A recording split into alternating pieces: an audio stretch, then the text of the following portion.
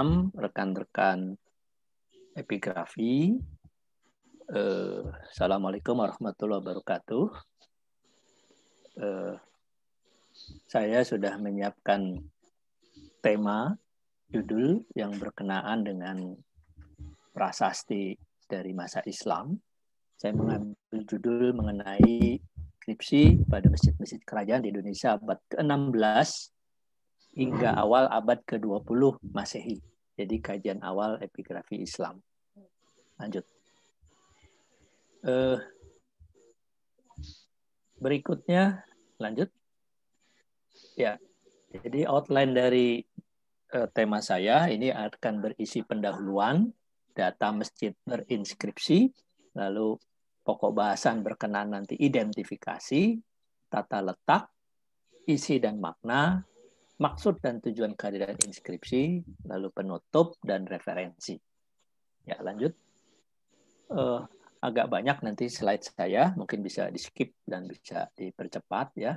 Jadi dalam pendahuluan tentu saya sampaikan apa itu inskripsi, yaitu tulisan yang dipahat pada berbagai media, batu, kayu, logam, stuko, dan lainnya yang akan disampaikan di dalam kajian di sini, di mana inskripsi yang akan dibahas adalah inskripsi yang terdapat pada bangunan. Karena ada juga inskripsi yang terdapat pada benda-benda bergerak atau artefak, yang mana seringkali benda-benda bergerak itu bisa dari logam, dari kayu, keramik, dan sebagainya. Nah, kalau bicara inskripsi atau dalam periode klasik kita sebut prasasti, inskripsi pada masa Islam ini kita jumpai inskripsi pada masjid umumnya berupa inskripsi keagamaan yang mengurai tentang isi dari ayat-ayat baik di dalam Al-Quran maupun hadis, serta inskripsi-inskripsi yang juga bukan keagamaan atau inskripsi-inskripsi non-Quran atau non-keagamaan. Ini bisa berisi nama masjid, nama pendiri, tahun pendirian, syair pujian kepada Allah dan Rasul, nama Muhammad, khalifah, dan sebagainya. Ini saya kutip dari guru kami, Tawalinuddin Haris, yang seorang epigrafi Islam setelah eranya Uka Chandra Sasmita. Nah, inskripsi pada masjid kuno, sebelum diulang mundur lagi tadi. Nah, inskripsi pada masjid kuno ini adalah salah satu tema yang menarik dan banyak dikaji. Selain inskripsi pada makam-makam. Nah, saya mengambil inskripsi pada masjid kuno. Lanjut. Ya, lanjut. Nah, berbagai kajian tentang inskripsi ini sudah pernah diuraikan oleh Uka Chandra Sasmita dan juga Tawalinuddin Haris dalam berbagai riset dan berbagai tulisan, di mana dia menyampaikan tentang riwayat penyelidikan inskripsi pada atau dari periode Islam.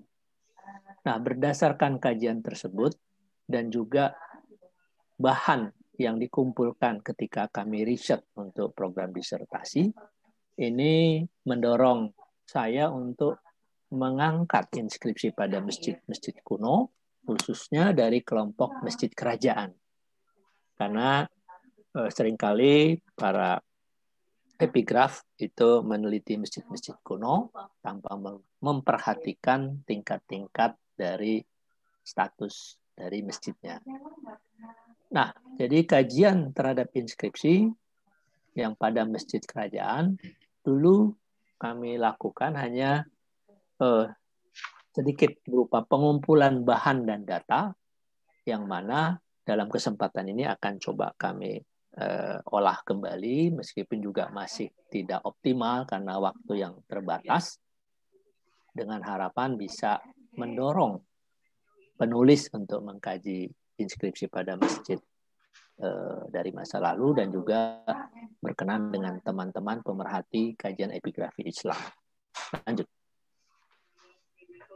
Berikutnya, Oleh karena itu, pokok kajian tulisan ini nanti berjudul Inskripsi pada Masjid Kerajaan yang berasal dari abad 16 hingga abad 20.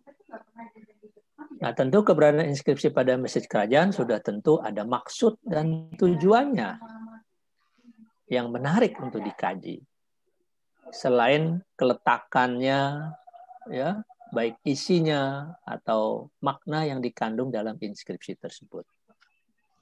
Selain itu, bahasa yang digunakan dalam inskripsi Islam itu juga menarik untuk dikaji. Selain biasanya inskripsi dalam Islam itu menggunakan bahasa Arab, tapi kadangkala tidak selalu bahasa Arab, tapi juga menggunakan bahasa daerah.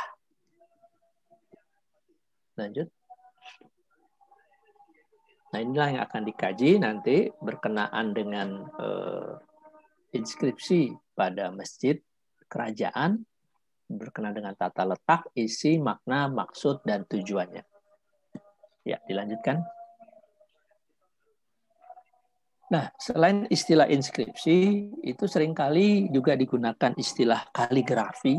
Jadi kalau kita searching tentang inskripsi pada Google itu agak kadang-kadang sukar diperoleh. Tapi kalau kita mencari dengan istilah kaligrafi itu akan mudah keluar informasinya.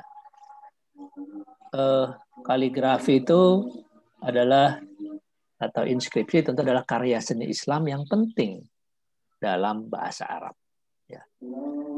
Nah, dalam berbagai literatur tentu kita jumpai juga selain istilah inskripsi, kadang-kala kaligrafi dan juga kadang-kala prasasti. Lanjut.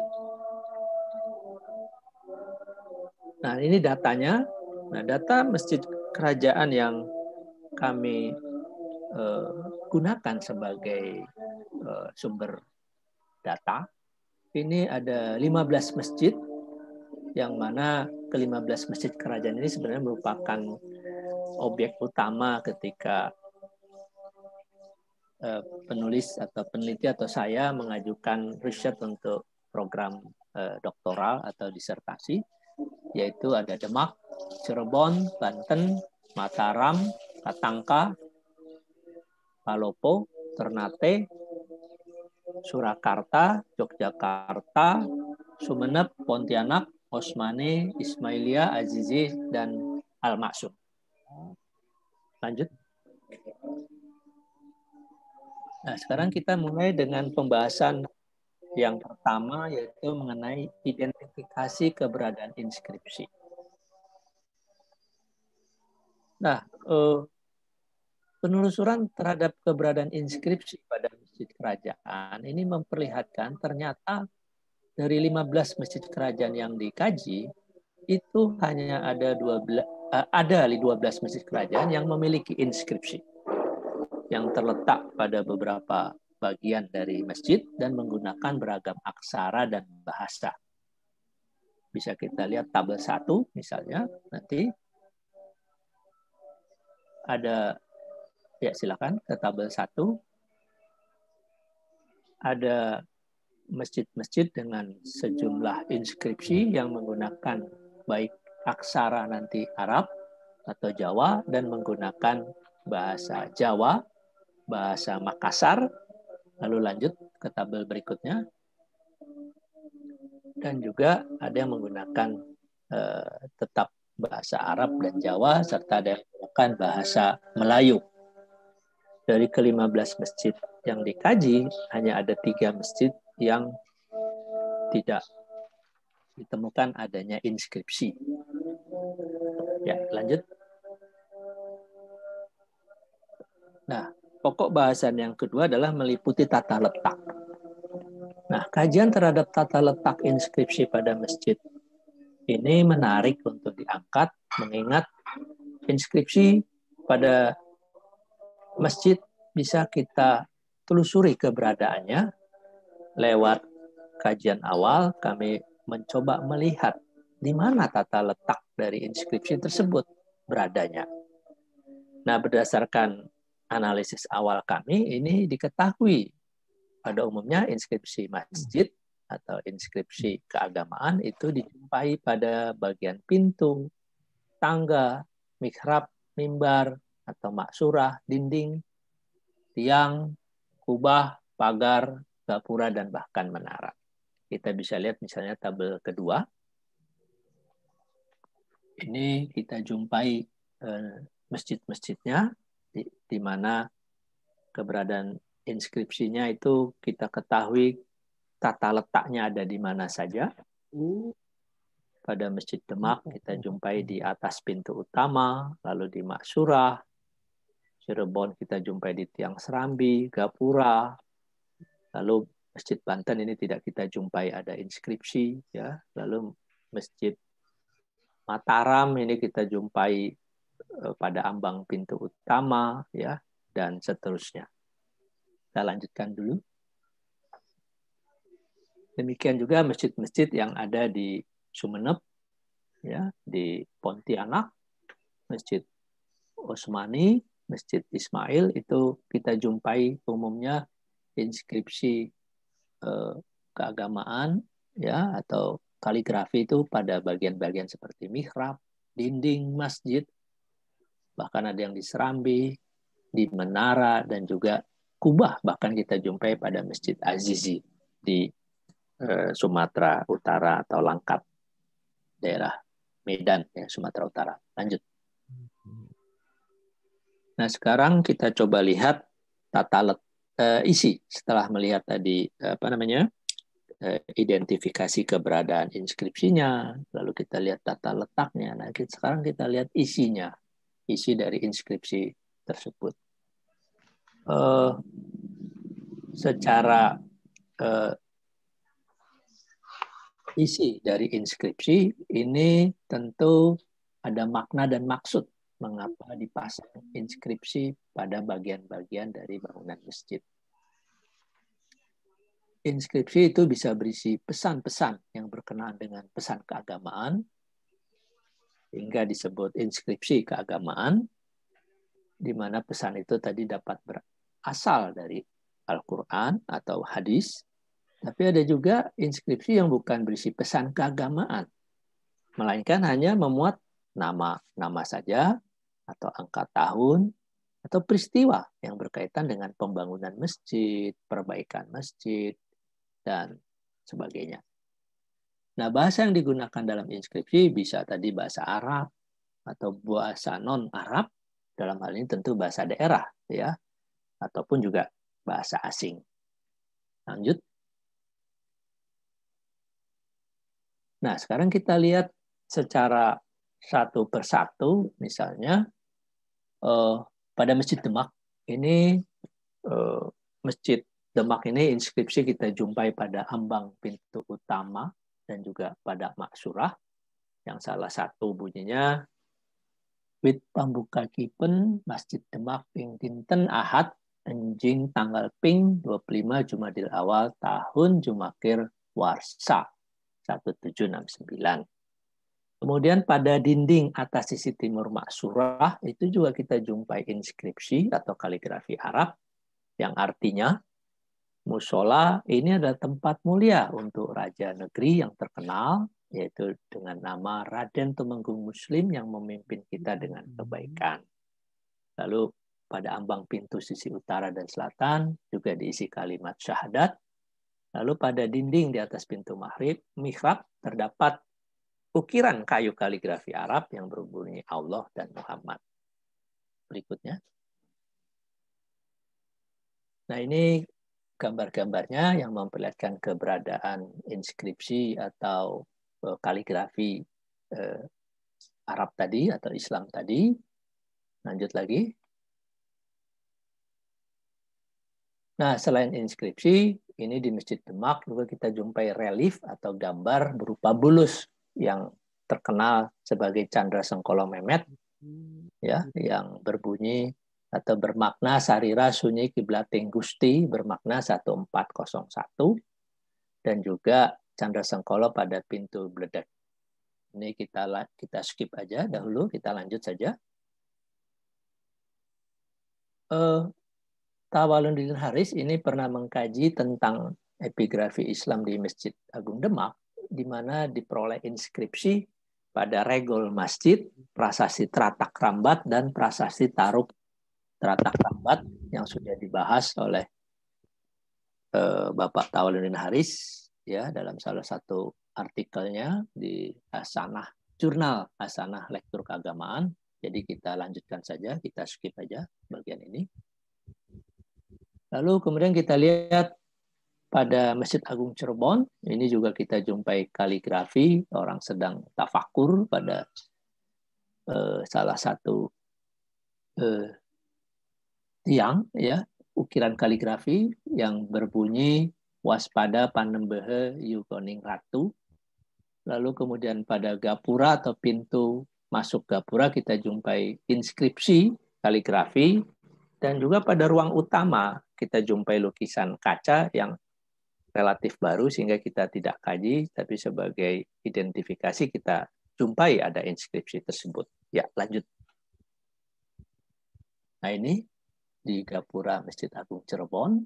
Lanjut. Lalu pada Masjid Besar Mataram, ini kita jumpai inskripsi pada ambang pintu bertulisan huruf Jawa, masih bisa terbaca. Dan yang penting dari inskripsi ini, kita jumpai informasi tentang gempa dahsyat pada 1867 Masehi dan pembangunan kembali bangunan masjid.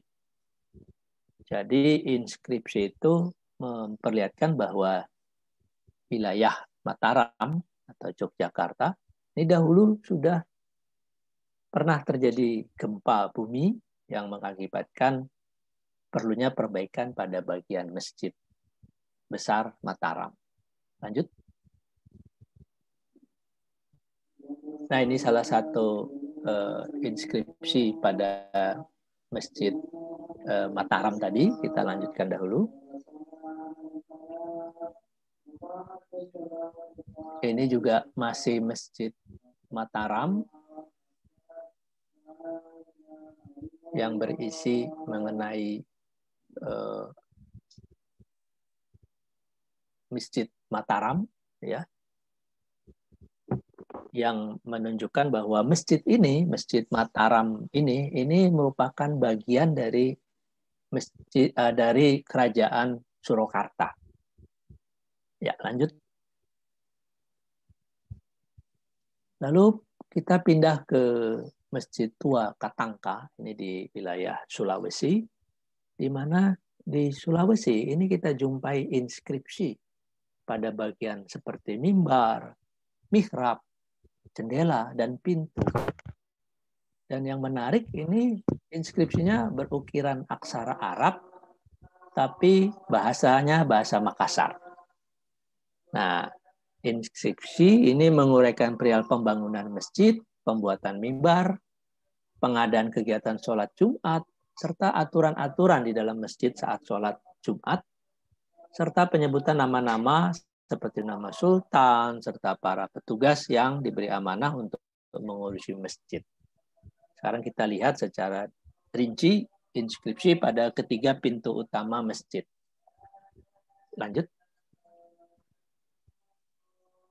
Misalnya pada bagian mihrab, pada bagian mimbar itu kita jumpai ada gapura yang di dalamnya ini tertulis atau inskripsinya berbunyi bahasa Makassar, nani pakaremula, nipare ane mimbaraka, rialona jumaka ruang, dan seterusnya. Yang maknanya ini mengenai pembuatan mimbar pada hari Jumat malam kedua Muharram 1303 Hijriah. Lalu di bawahnya kita bisa mengetahui bahwa mimbar ini dibuat pada hari Jumat 2 Muharram tahun 1303 Hijriah. Lanjut lagi.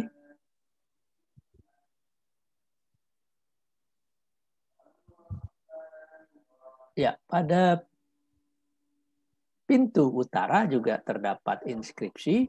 Ini menjelaskan tentang masjid ini dibangun pada hari Senin 8 Rajab 1303 Hijriah yang memerintahkan Karang Katangka untuk menjaga ya, menjaga masjid bersama Tumai Lalang, Maulala, Galarang Mangasa, Tombolo, dan Swamata. Jadi di atas pintu utama masjid kita jumpai inskripsi mengenai awal mula pembangunan masjid.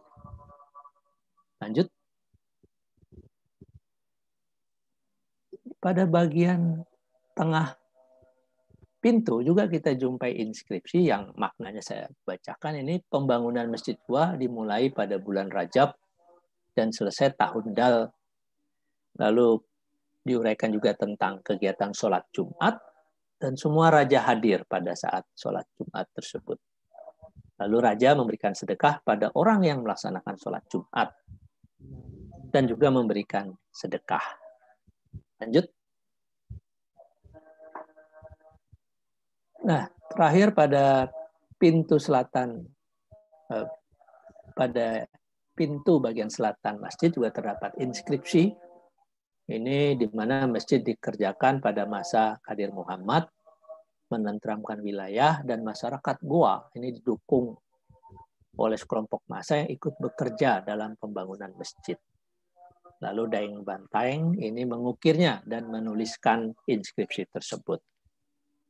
Ya, kita lanjutkan. Nah, kalau tadi di Katangka, kita coba geser ke arah timur, yaitu Palopo. Ini juga kita jumpai inskripsi. Kita jumpai pada tiang utama dan juga pada bagian pintu. Yang intinya, misalnya merujuk pada angka tahun pembuatan dari Masjid Jami Tua Palopo. Lanjut. Kemudian Masjid Agung Surakarta, ini juga kita jumpai inskripsi yang mana kita jumpai pada dinding masjid, ambang pintu masjid, mihrab yang ditulis dalam bahasa Arab dan juga Jawa yang berisi tentang ajaran Islam. Lanjut. Nah, ini salah satu isi dari inskripsi pada mihrab Masjid Agung Surakarta, yaitu surat Al-Maidah yang sudah dibahas secara mendalam oleh Tawaluddin Haris dalam sebuah artikel yang sudah diterbitkan. Kita lanjutkan dahulu. Ini juga masih inskripsi pada mihrab yang berisi mengenai ajaran agama Islam itu ditegakkan 5 hal yang kita ketahui itu sebagai rukun Islam, ya, yaitu kita bersyahadat, lalu mendirikan sholat, membayar zakat, berpuasa, dan juga menunaikan haji. Lanjut. Nah, ini gambar-gambarnya bagian mihrab. Kita bisa lihat pada panel pada lengkung mihrab dan juga pada bagian kiri dan kanan dari mihrab juga kita jumpai ada relief di mana ada inskripsi atau tulisan Arabnya. Lanjut. Nah, ini dia secara lebih detail lengkungan dari di atas mihrab inskripsinya. Lanjut. Tadi sudah dibahas di atas dan lebih dalam lagi Tawaluddin Haris sudah menguraikan hasil bacaannya. Ini salah satu relief yang di kiri dan kanan masjid, di mana ada tulisan Allah pada bagian puncaknya. Lalu lanjut lagi. Nah, ini bagian yang rinci mengenai isi dari inskripsi tadi, yang mana maknanya ini bertolong-tolonganlah kamu dalam berbuat kebaikan dan ketakwaan dan jangan bertolong-tolongan dalam kemungkaran dan dosa. Serta juga diuraikan mengenai nama-nama dari Khalifah Abu Bakar, Umar, Utsman, Ali. Lalu lanjut lagi. Lalu juga dijumpai nama-nama yang berbunyi seperti Kamlina, Tamlika, dan sebagainya. Lalu dilanjut lagi, silakan. Nah, ini yang sebelah kanan, jadi ada kiri dan kanan, yang satu di atasnya Allah, yang ini Muhammad. Jadi tulisan inskripsi kaligrafi Islam Allah dan Muhammad itu selalu berdampingan. Lanjut. Nah, ini inskripsi yang sama, tulisannya berbunyi Bismillahirrahmanirrahim. Nairu minallah wal fathun qarib wa basyirul mu'minin. Pertolongan Allah dan kemenangan sudah dekat, dan sampaikan berita gembira pada orang-orang yang beriman. Lanjut. Jadi ini sudah dibahas secara mendalam oleh Tauladdin Haris. Ini salah satu gambarannya mengenai salawat Nabi. Ya, lanjut lagi. Nah, lalu kemudian Masjid Agung Jogja, ini ada 3 inskripsi, bahasa Arab dan bahasa Jawa, yang menyebut tentang pembangunan masjid. Lalu ada juga 3 prasasti atau inskripsi yang menyebut tentang pembuatan serambi masjid, dan juga perbaikan serambi masjid.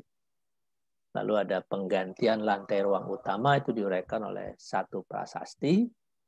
Dan ada lempeng marmer pada umpak batu di Sokoguru sisi depan selatan. Ini prasasti yang berisi angka tahun Jawa mengenai penggantian lantai masjid. Lanjut.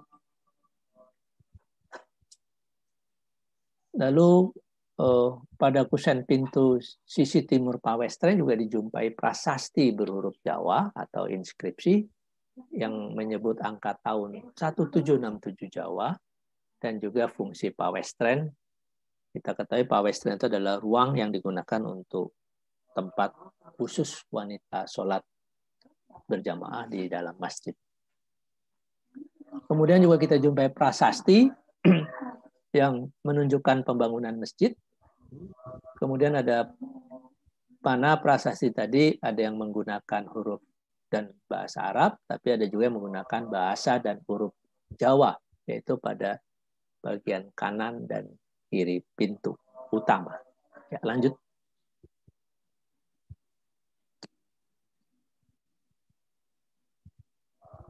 Ya, dilanjut.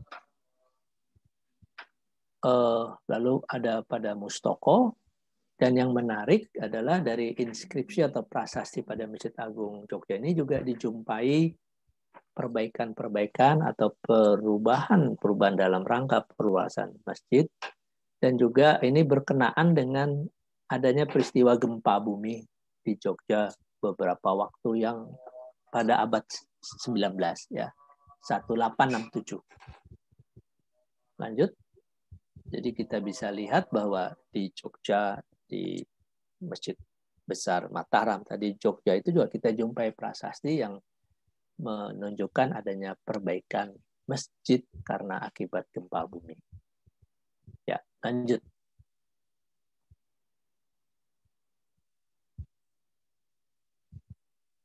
Kemudian Masjid Agung Sumeneb, ini kita pindah ke Madura, ini juga kita jumpai inskripsi pada pintu, pada dinding, mihrab, dan pilar, di mana inskripsi itu biasanya berada pada dinding masjid, atau berada di mihrab, atau di bagian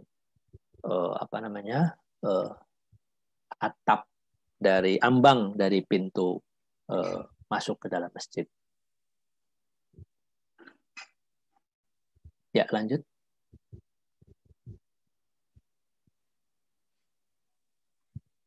Nah, ini prasasti pada Masjid Sumeneb yang berisi wasiat, yang mana wasiatnya berbunyi, masjid ini adalah Baitullah, berwasiatlah Pangeran Natakusumo, penguasa negeri Sumeneb, bahwa wasiatku ini memerintah kepada sesungguhnya wasiatku ini kepada orang yang memerintah atau penguasa berikutnya, dan menegakkan kebaikan. Jika terdapat masjid ini sesudahku aib, maka perbaiki. Karena sesungguhnya masjid ini adalah wakaf, tidak boleh diwarisi dan tidak boleh dijual dan tidak boleh dirusak. Ini salah satu isi prasasti yang ada di Masjid Sumeneb. Lanjut. Nah, ini salah satu gambar yang memperlihatkan keberadaan inskripsi pada bagian ambang pintu. Lalu pada mihrab di kiri dan kanan bisa kita lihat ada tulisan besar Allah dan tulisan besar Muhammad pada sisi kiri dan kanan mihrab pada yang sebelah kanan dan kiri gambar ini. Lanjut.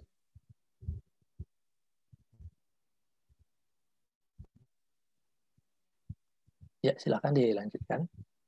Nah, kita pindah ke Kalimantan. Kalau tadi Jawa, Sulawesi, Madura, kita pindah ke Kalimantan. Nah, di Kalimantan ini ada Masjid Sultan Pontianak atau Masjid Kerajaan, di mana juga kita jumpai ada inskripsi pada ambang mihrab, ambang tangga masuk pada tiang, lalu pada yang mana inskripsi tadi itu diterakan atau terdapat pada selembar papan yang ditulis dalam huruf Arab dan digantung pada bagian mihrab dan mimbar. Di mana salah satu inskripsi itu pada dinding-dinding ruang mihrab dan mimbar itu tertulis kaligrafi surat At-Taubah ayat 18. Lalu pada dinding selatan kita jumpai kaligrafi Al-Fatihah dan juga ayat kursi. Nah, inskripsi ini yang menarik ditulis dalam huruf Arab dan juga berbahasa Melayu. Dan kajian tentang Masjid Sultan Pontianak ini sudah dikaji oleh Irsyad dan juga ada Putri baru-baru ini mengkaji dari segi semiotik. Lanjut. Nah, ini salah satu contoh gambarnya. Ini pada ambang pintu masuk ke masjid. Kita jumpai ada inskripsi. Lanjut. Lalu kita pindah sekarang ke Sumatera. Di Sumatera ada Masjid Osmani. Lanjut lagi. Ada masjid. Dilanjutkan. Yang mana terdapat inskripsi bertuliskan Al-Quran dari khatnya jenis sulus dari ayat atau surat Al-Baqarah ayat 114. Lalu lanjut. Kita jumpai itu pada bagian mihrab. Lalu pada mihrab juga kita jumpai khat dari Kufi. Jadi ada dua jenis gaya tulis. Ini hasil dari kajian Muhammad Ilham. Lagi lanjut, dilanjutkan lagi. Nah, ini contoh gambarnya di mana ada inskripsi atau kaligrafi pada bagian dinding di atas mihrab, di kiri dan kanan, serta di ambang dari atas mihrab. Itu kita jumpai inskripsi dan tulisan yang tadi sudah disampaikan. Sebelah kanan itu adalah inskripsi atau tulisan yang menceritakan tentang sejarah dari masjid tersebut dalam bahasa Indonesia. Jadi dipahat di atas marmer lalu ditempelkan di dinding masjid. Lanjut. Kemudian ini juga Masjid Ismailiyah, masih di daerah wilayah Sumatera Utara. Terdapat tulisan atau inskripsi huruf Arab dan juga pada tiang serambinya. Pada dinding ruang utama masjid juga kita jumpai inskripsi. Lanjut.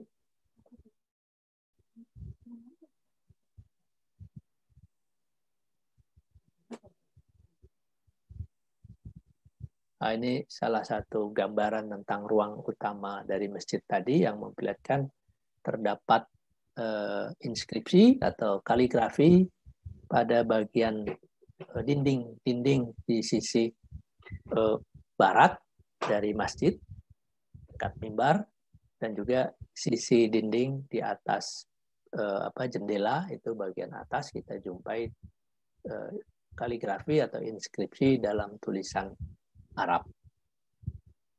Lanjut. Nah, ini Masjid Azizi, ini masjid yang luar biasa, banyak dijumpai inskripsi atau kaligrafi kaligrafi ayat-ayat suci Al-Quran ada 20 buah. Dan juga ada hadis sebanyak 78 hadis. Dilanjutkan dulu.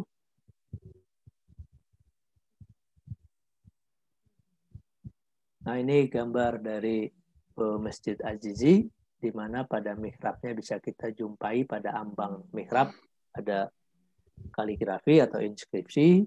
Lalu pada ruang utama di sisi atas atau bagian kubah itu juga kita jumpai ada inskripsi atau kaligrafi keagamaan.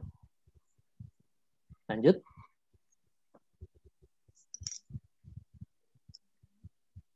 Jadi pada setiap pintu masjid ini penuh dengan tulisan kaligrafi Arab yang menghiasi rongga masing-masing pintu. Dan masjid ini merupakan kebanggaan masyarakat Langkat. Ini ditulis di dalam salah satu inskripsi, yaitu pada masa pemerintahan Sultan Langkat ke-7, yaitu pada masa Sultan Abdul Aziz Jalil Rahmat Shah 1897 sampai 1927, di mana diresmikan masjid ini pada 1902. Jadi masjid ini termasuk masjid akhir abad 19 dan awal abad 20. Dan sudah mengalami beberapa kali renovasi. Lanjut. Nah, ini masih uraian tentang inskripsi dari Masjid Azizi yang sudah dibahas secara mendalam oleh Qasim Abdurrahman. Ini bisa kita skip saja informasi tentang inskripsi pada masjid ini. Dilanjut saja. Ini salah satu gambaran tentang inskripsi atau kaligrafi pada kubah Masjid Azizi tadi. Lalu kita lanjut saja dahulu.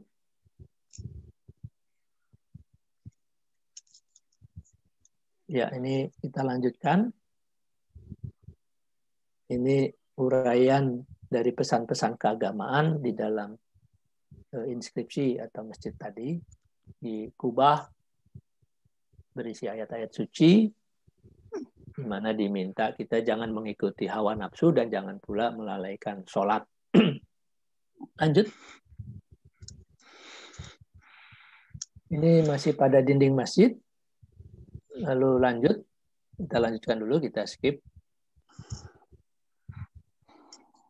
Nah, ini anjuran supaya kita muslimin bersikap rendah hati dan penuh kasih sayang kepada kedua orang tua dan mentaati perintah orang tua selama tidak bertentangan dengan ketentuan agama. Ya, kita lanjutkan. Ini pada dinding dalam masjid. Jadi pada Masjid Azizi ini memang sangat luar biasa keberadaan inskripsi atau kaligrafi Arab atau keagamaan. Ini kita lanjutkan dahulu karena cukup panjang uraian tentang inskripsi atau kaligrafi pada Masjid Azizi, dan kita lanjutkan saja dahulu. Ini masih sama, dijumpai inskripsi pada serambi, pada dinding. Dilanjutkan. Pada mihrab, pada mimbar, ya, kita jumpai inskripsi. Dilanjutkan. Nah, sekarang bagian yang penting dari kajian di sini adalah apa sih maksud dan tujuan dari kehadiran inskripsi. Nah, Tawaluddin Haris sudah menyampaikan dalam salah satu tulisannya bahwa penempatan ayat Al-Quran pada bangunan masjid itu salah satunya adalah mengindikasikan bahwa bangunan itu adalah bangunan sakral. Yang kedua adalah untuk menyampaikan pesan-pesan spiritual kepada siapa saja yang datang dan juga yang ingin sholat di dalam masjid. Oleh karena itu, inskripsi di dalam masjid itu tentu diseleksi oleh penggagasnya dan tentu juga ada maksudnya, dan juga kadangkala keletakannya pada mihrab, mimbar ataupun pintu masuk masjid itu tentu ada korelasinya, ada kaitan kenapa ia ditempatkan di sana. Lanjut. Misalnya pada mihrab kita jumpai ayat-ayat seperti surat Ali Imran, surat Hud, Al-Isra, dan sebagainya.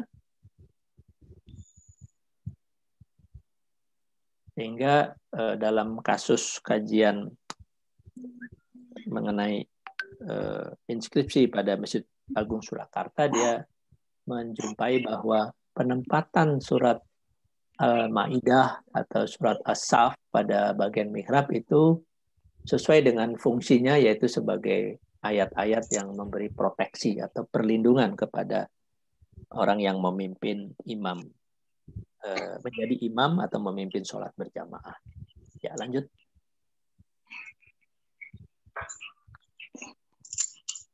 Nah, dari berbagai telaah awal tadi, kita dapat mengungkapkan yang pertama bahwa inskripsi keagamaan tadi, atau inskripsi keagamaan dan yang non-keagamaan itu mengungkapkan beberapa hal. Yang pertama adalah pengingat, ya, sebagai pengingat akan pesan-pesan keagamaan, terutama kalimat-kalimat tauhid dan juga ayat-ayat dalam Al-Quran. Kemudian yang kedua, pengingat akan adanya nama pendiri masjid, penguasa, imam, khalifah, lalu peristiwa yang berkenaan dengan pendirian masjid, penambahan atau perluasan. Yang ketiga bisa sebagai penjagaan atau perlindungan kepada imam masjid atau masyarakat yang sholat di dalam masjid. Dan yang keempat adalah tentu sebagai ragam hias atau ornamen Islam. Berikutnya. Nah, sebagai penutup, kajian terhadap inskripsi masjid tentu telah banyak dilakukan oleh berbagai rekan, baik dari arkeologi, sejarah, dan juga teman-teman di Universitas Islam Negeri, ya, itu saya lihat banyak melakukan kajian terhadap inskripsi masjid. Hanya memang inskripsi pada masjid kerajaan ini masih terbatas dan minim. Oleh itu, kajian di sini memang dimaksudkan sebagai langkah awal untuk mengkaji inskripsi masjid kuno kerajaan di Nusantara. Dengan maksud kita ingin melihat adanya pola tata letak, gaya tulis, isi, fungsi, dan tujuan dari kehadiran inskripsi pada masjid kerajaan. Hasil kajian memperlihatkan bahwa memang ada pola tata letak dari inskripsi masjid kerajaan yang sering muncul pada bagian masjid seperti mihrab, pintu, dan dinding masjid. Lain kita jumpai pada kubah, pilar, dan pagar masjid. Lanjut. Nah, inskripsi tadi itu ditulis umumnya dalam bahasa Arab. Dan kadang-kala juga dijumpai dalam bahasa daerah seperti bahasa Jawa, bahasa Makassar, Melayu, dan sebagainya. Tujuan dari kehadiran inskripsi tadi sudah kita sampaikan, yaitu sebagai pengingat akan pesan keagamaan, pengingat akan nama pendiri masjid, penguasa, imam, khalifah, peristiwa, penjagaan atau perlindungan, dan juga terakhir adalah ragam hias atau ornamen Islam. Berikutnya.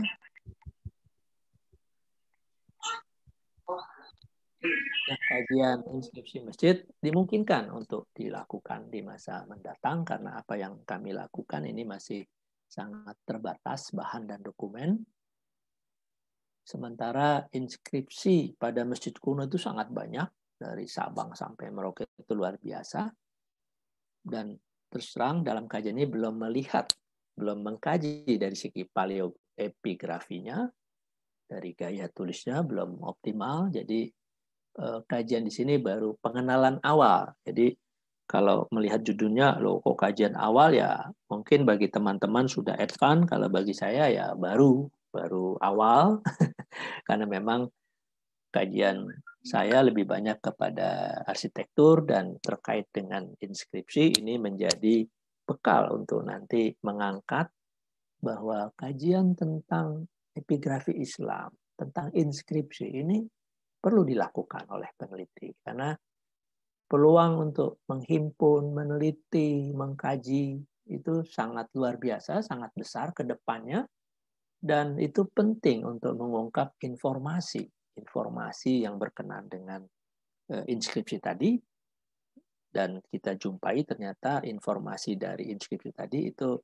penting kita ketahui dan bisa kita tampilkan kepada masyarakat mengenai informasi yang berkenaan dengan pesan-pesan keagamaan maupun pesan-pesan yang bukan keagamaan. Demikian kajian yang bisa saya sampaikan di sini. Saya akhiri. Wabillahi taufiq hidayah. Assalamualaikum warahmatullahi wabarakatuh.